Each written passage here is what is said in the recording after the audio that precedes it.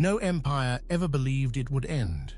The Roman legions marched across continents thinking their authority was eternal. The Mongols rode like they owned the wind. The British Empire governed so much of the globe, they said the sun never set on it. And yet, every superpower in history has unraveled. Some collapsed in flames, others simply decayed. So what force brings even the mightiest to their knees? And just as importantly, what does it take to rise that high in the first place? This isn't just a story of conquest and crowns, it's about systems built to command, people pushed to resist, and the ambitions that outgrow themselves. And it's not ancient history, it's the blueprint for the world we live in today. Here on Armchair Archaeology, we're retracing the rise and fall of history's greatest empires, from their earliest origins to the global powers of our own time, and uncovering the patterns that refuse to stay in the past. And stay with us until the end, because you'll find out which empire ruled over the largest share of humanity in recorded history. It's not who you think, but to understand how these giants rose, we have to go back to a time before empires, before rulers even imagined controlling more than their neighbors. If you're into history, power, and the mysteries of the ancient world, subscribe to Armchair Archaeology. We dig deep into the stories that shaped us. And if you want to explore even more, from lost civilizations to ancient tech and medicine, check out our new ebook, Secrets of the Ancient World. You'll find the link in the pinned comment. Before emperors, before taxes, before borders, you had families, tribes, and villages. Power wasn't distant. It was negotiated face to face, shaped by tradition, age, and reputation. Communities hunted together, shared food, settled disputes around fires. But agriculture changed everything. Farming produced surplus. Surplus created inequality, and inequality demanded structure. As settlements grew, so did tension. Who controlled the food? Who enforced the rules? Villages became towns, and towns became cities. Around 3100 BCE, the city of Uruk rose in the fertile plains of Mesopotamia. It had temples, walls, and workers. But most importantly, it had a new invention: writing. Not for stories, but for inventories, debts, and grain. Bureaucracy was born, not in courts, but in storehouses. It marked a turning point, where shared custom gave way to centralized rule, and cooperation was replaced by command. Uruk was one of many. City-states soon competed for land and dominance. And then, one changed everything. Around 2330 BCE, Sargon of Akkad didn't just conquer rivals, he declared himself ruler of the four corners of the world. His empire stretched from the Persian Gulf to the Mediterranean, linked by roads, patrols, and couriers. For the first time, a single ruler claimed authority over an entire known world. This wasn't just a larger kingdom, it was a revolution in governance. Empire meant ruling people you'd never meet, commanding cultures you didn't share. It required systems to standardize rule across distance: tax codes, military garrisons, religious propaganda. And for ordinary people, it meant something equally radical: living under a name, a power, and a purpose far beyond their village. The birth of empire wasn't a single moment. It was a transformation, in scale, in identity, and in imagination. From this point on, the world would be divided not by family or field, but by the reach of a capital. Conquest builds an empire, but paperwork keeps it standing. Behind every great ruler was an even greater system: officials, ledgers, roads, rules. To govern more than a single city, empires had to turn human will into mechanical administration. The Persian Achaemenid Empire, founded in the 6th century BCE, ruled millions across 3 continents. But it wasn't just the army that held it together. It was infrastructure. Royal roads stitched the empire into a single network, and mounted couriers could carry messages across thousands of kilometers in days. Power moved fast, and always in the name of the king. To manage such diversity, Persia divided its realm into satrapies, provinces governed by local officials. This balance, local rule under imperial watch, let Persia scale power without losing control. But those governors were never truly independent. The king's eye, an early state surveillance system, watched them closely. It was one of history's first examples of institutionalized internal oversight, a concept not unfamiliar in today's world of intelligence agencies and data tracking. China's Han Dynasty carried this idea further. It built a professional civil service, selected through rigorous exams, and rotated officials to prevent corruption. Even 2,000 years ago, loyalty to the state was engineered with careful bureaucracy, but the Romans refined it into something vast. At their peak, they maintained over 400,000 kilometers of roads, including more than 80,000 kilometers of paved highways, about twice the length of the modern US interstate system. These roads didn't just move trade, they moved armies, orders, tax revenue, and control. For the ordinary subject, empire wasn't just a distant idea, it was the courier arriving at your door, the census taker counting your family, the soldier enforcing the law. Imperial authority didn't always come with a sword.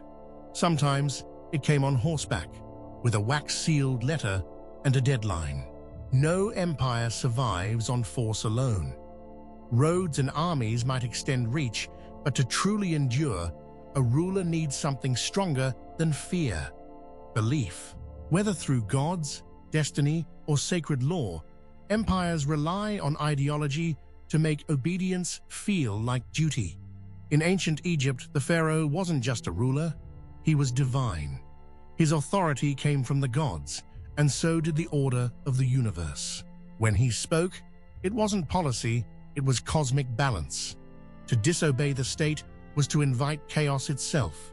That made loyalty not just political, it was spiritual. The idea spread across civilizations. In Mesopotamia, kings ruled by divine sanction. In medieval Europe, monarchs claimed the divine right of kings. They ruled not because they were wise, but because God had placed them on the throne. Challenge the king, and you challenged heaven. In China, the system was more conditional. The mandate of heaven granted emperors legitimacy, but only if they governed well. Natural disasters, famine, and rebellion weren't just problems. They were signs the ruler had lost divine favor. And when that happened, revolution became righteous. And in the Inca Empire, belief was woven into daily rule. The emperor was said to descend from the sun god, and even death didn't end his political power. These weren't just symbols. They were performances of legitimacy, repeated in ceremonies that tied cosmic order to imperial rule. Inca ancestor mummies were paraded, dressed, consulted, and even fed, treated as active participants in state affairs. These beliefs did more than unify, they stabilized. Ideology helped empires manage diversity, justify conquest, and explain inequality. Faith wasn't just a comfort, it was a tool of administration. And while temples and palaces may have crumbled, the habit of tying power to higher authority hasn't disappeared. Even today, we still ask, who gave them the right to rule? Once an empire starts expanding, stopping becomes the hardest part. Conquest brings glory, wealth, resources, and prestige, but it also creates a dangerous expectation that more is always better. For many rulers, expansion wasn't just a strategy, it became the point of empire itself. The Assyrians in the first millennium BCE believed warfare was sacred. Their kings recorded brutal victories on stone panels, cities burned, prisoners impaled, tribute demanded. Violence wasn't a side effect, it was state policy. Alexander the Great took that logic further. In a decade, he carved a path from Greece to India, defeating every major power in his way. But when he died without a clear successor, his empire shattered almost overnight. His achievement was astonishing, but also unsustainable. The same story unfolded centuries later in Europe. Napoleon Bonaparte transformed post-revolutionary France into an imperial powerhouse. In less than 10 years, he redrew the map of Europe and crowned himself emperor. But in 1812, driven by the same hunger that had fueled his rise, he invaded Russia. His army of 600,000 men, Europe's largest, marched in with discipline and pride. Only about 100,000 survived. The Russian winter, scorched earth tactics, and stretched supply lines didn't just halt him, they unmade him. The lesson is clear. Expansion creates momentum, but also fragility. The farther an empire reaches, the harder it becomes to manage. Logistics falter, revolts spread, enemies multiply, and often the very ambition that built the empire is what breaks it. For the subjects at the edge of empire, conquest meant conscription, famine, and shattered communities, sacrificed to feed a center that often never even said their names. For the people living under these empires, the cost was immense. Forced marches, conscription, crushed revolts. Glory at the center often meant suffering at the edges. And yet, empire after empire chased the same mirage. Limitless power, just one more conquest away. Empires don't just conquer for pride, they conquer for profit. Whether it's food, gold, labor, or land, the lifeblood of every empire is extraction. The wealth flows inward, from periphery to capital, fueling monuments, armies, and elite lifestyles. And when the flow stops, so does the empire. The Roman Empire depended on grain from Egypt to feed its swelling urban population. Without it, Rome's fragile peace could break overnight. Taxes weren't just paid in coins, they came in olive oil, wine, wool, and men conscripted into the legions. Further east, the Islamic caliphates became hubs of a global economy. Baghdad in the 9th century was a cosmopolitan giant, its markets filled with African gold, Chinese silk, and Indian spices. Wealth traveled not just along trade routes, but through ideas, technologies, and shared knowledge. Then came the oceanic empires. Portugal and the Netherlands established trade outposts, but Spain's colonial system turned extraction into empire-wide policy. Between the 16th and 18th centuries, Spain pulled over 180 tons of gold and more than 16,000 tons of silver from the Americas. This influx of wealth funded European wars, built palaces, and collapsed entire indigenous economies. For the colonized, empire meant forced labor, famine, and the reshaping of daily life around imperial greed. Even the British Empire, industrial and bureaucratic, relied heavily on this model. India became the jewel of the crown, but also a supplier of raw materials and taxes drained to enrich distant rulers. Trade can build connection, but under empire, it's rarely equal. One side profits, the other pays. Today's global supply chains echo that same imbalance. Goods move fast, but the people making them often remain invisible. The empire may change its name, but the flow of wealth still follows familiar paths, from the margins to the center. When empires expand, they don't just claim land, they inherit people. Languages, customs, religions, and histories collide. Some empires embrace this complexity. Others try to erase it. But no matter the method, culture becomes both a battlefield and a bridge. The Roman Empire allowed for surprising flexibility. Local gods were renamed, local elites Romanized. A man from North Africa could serve in the Roman Senate. A Briton could adopt Latin and gain status. This cultural fusion helped hold a sprawling empire together, even as it erased the older rhythms of local life. But fusion often came with force. In the Americas, the Spanish Empire imposed Christianity, outlawed indigenous religions, and dismantled native education systems.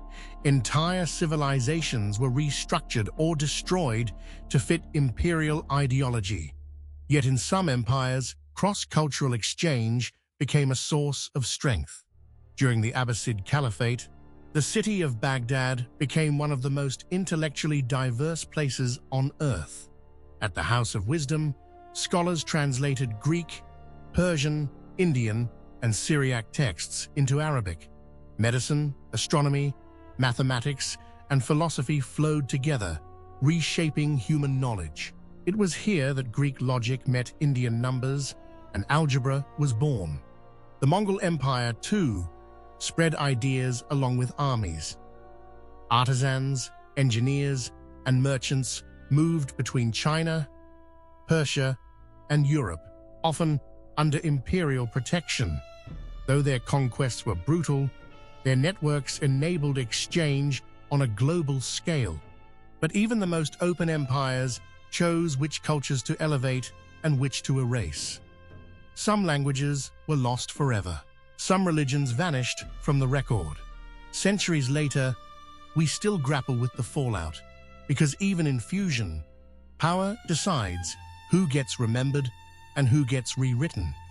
And today, those same questions remain.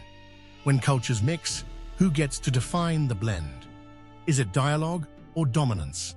Empire doesn't just redraw borders, it redraws identities. And long after the armies leave, the cultural battles continue. What do you think? An empire ever truly embrace diversity, or does it always reshape it? Drop your thoughts in the comments. We love hearing your take. No empire rules unchallenged. Beneath every tax, every forced march, every law imposed from a distant capital, there's friction. Sometimes it simmers, sometimes it erupts. And when it does, rebellion doesn't just threaten the emperor, it threatens the story the empire tells about itself. In ancient Rome, resistance was constant. The revolt of Spartacus, led by a gladiator-turned-commander, gathered thousands of enslaved people into a mobile army. For nearly 2 years, they defeated Roman legions, exposing the system's dependence on mass enslavement and how fragile that system really was. In China, the Yellow Turban Rebellion of 184 CE saw tens of thousands of peasants rise up against the Han dynasty. They followed a prophetic leader, wore yellow scarves, and declared the emperor had lost the mandate of heaven. Though the rebellion was crushed, the damage lingered. The dynasty collapsed a generation later. But some rebellions didn't just disrupt empires, they dismantled them. In Haiti, enslaved Africans rose up in 1791 against one of the richest colonies in the world. They fought off French, Spanish, and British forces. In 1804, they declared independence and founded the first Black Republic. It remains the only successful slave revolt in history to create a sovereign nation. For those under empire, resistance was a matter of survival. For rulers, it was a reminder that domination is never complete. From the Sepoy Rebellion in India to uprisings in Algeria, Ireland, and South America, empire faced pushback not just at the fringes, but at its heart. And often collapse came not with a foreign army, but from a people who refused to be ruled any longer. Empires fear rebellion not just because it's violent, but because it proves their power was never as total as they believed. Empires often fall not because of invasion, but because of inertia. Over time, systems that once delivered stability start to falter. Bureaucracies swell, elites grow distant, and the belief in permanence breeds complacency. When the machine stops adapting, it begins to rust. In Rome, that rust spread slowly. By the 3rd century CE, the empire was overextended, overstretched, and riddled with internal conflict. Emperors came and went in rapid succession, many lasting less than a year. Inflation eroded the value of currency. Corruption clogged the courts. By the time so-called barbarian invasions began, Rome was already hollow. The Qing dynasty in China faced its own unraveling in the 1800s. A rigid bureaucracy resisted reform, while rebellions surged from within. The empire's elite dismissed European powers until opium, warships, and forced treaties exposed how far they had fallen behind. By the end of the century, the Middle Kingdom was being carved up by foreign powers. Then there's the Ottoman Empire, once the dominant force in the Islamic world. By the 19th century, it was overwhelmed by nationalist revolts, diplomatic failures, and a decaying military. European observers began calling it the sick man of Europe. A once mighty empire, now staggering under its own weight. The nickname stuck. World War I delivered the final blow. These collapses weren't sudden. They were slow leaks, ignored until it was too late. Like a building with a cracked foundation, the structure held until it didn't. It's easy to see the signs in hindsight. Much harder when the gears are still turning, but grinding slower every day. Even today, superpowers face the same dilemma.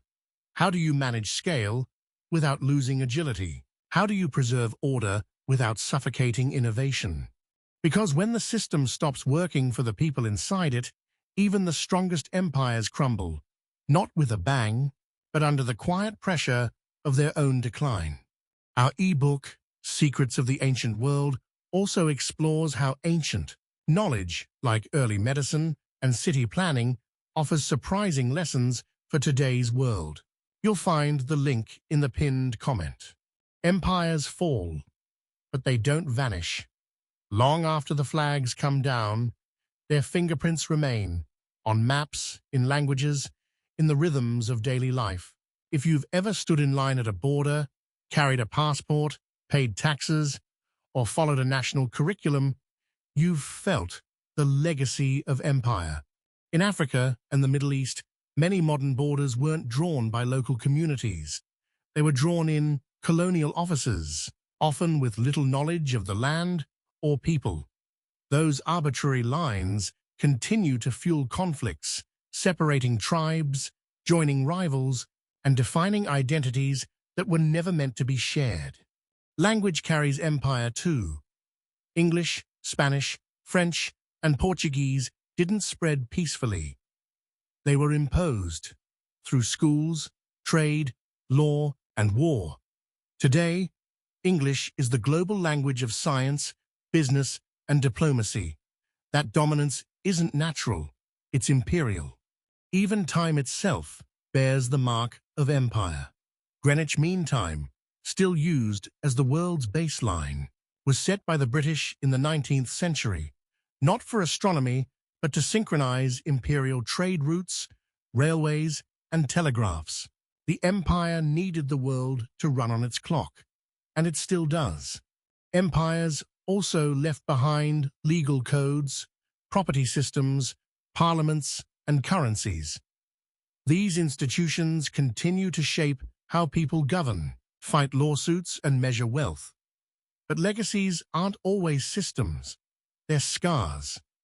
Forced labor, cultural erasure, and economic underdevelopment didn't disappear with independence. Understanding empire isn't about glorifying it. It's about recognizing how deeply it's woven into the world we've inherited, and how unevenly its benefits and burdens were distributed. Empires fall, but they echo. In the laws we follow, the languages we speak, and the tensions we still live with.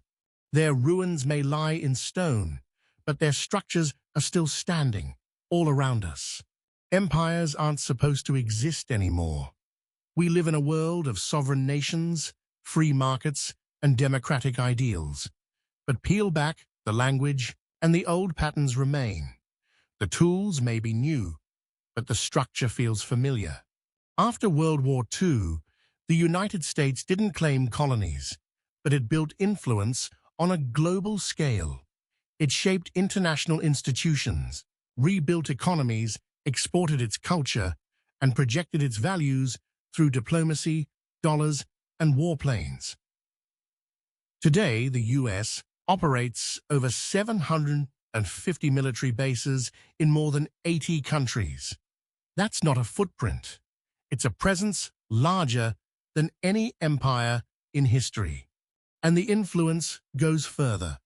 Hollywood shapes global imagination. The US dollar anchors global trade. Tech platforms, mostly American, mediate communication across borders. This isn't rule by sword, but by screen, satellite, and algorithm. Meanwhile, a new contender is rising. China's Belt and Road Initiative has tied dozens of countries to Beijing through infrastructure, loans, and trade agreements. Ports in Pakistan, railways in Kenya, digital networks across Southeast Asia. No armies needed, just contracts and concrete. So what defines empire today? Is it about territory or dependence, guns or networks, coercion or convenience? Many scholars call this informal empire, where control doesn't require annexation, just influence over decisions. But influence, as history shows, often comes with strings. The question isn't just whether America is an empire, it's whether anyone ever really stopped trying to build one. In a world shaped by superpowers, are we watching the decline of the old or the rise of the next? Maybe empire didn't vanish. Maybe it just changed costume. Because even now, when we think we've left empire behind, we may simply be living in one we no longer recognize. If you're enjoying this kind of deep dive storytelling and want to help keep it going, hit that super thanks button. Every bit of support helps us keep exploring. From mud-brick cities to global networks, the story of empire is a cycle: rise, rule, strain, collapse, repeat. The methods change. Chariots become drones, scribes become satellites, but the pattern stays hauntingly familiar. Throughout history, empires have claimed to bring order, progress, and unity, but always, beneath that promise, there is a cost. For every road built, a village taxed. For every city founded, a culture erased. For every law enforced, a rebellion waiting to rise. So what does power demand? And what does it cost? Empires shape the world long after they disappear. We inherit their laws, their languages, their calendars, and their borders. Even our idea of what a nation should be owes more to imperial history than we care to admit.